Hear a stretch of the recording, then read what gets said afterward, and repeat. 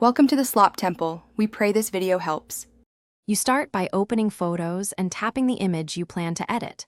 Once you tap Edit, you're already in the non-destructive Photos workflow, so edits don't overwrite the original.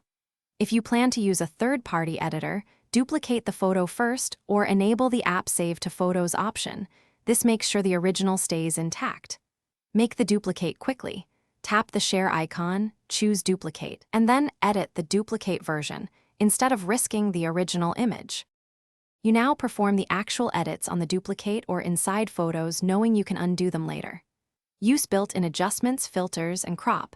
They're layered so you can revert.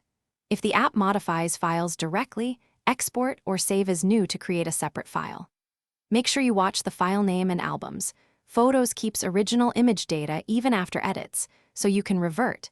Nevertheless, working on a duplicate prevents accidental permanent changes. So proceed with your creative adjustments. You finish by tapping Done to save edits to the duplicate or layered edit.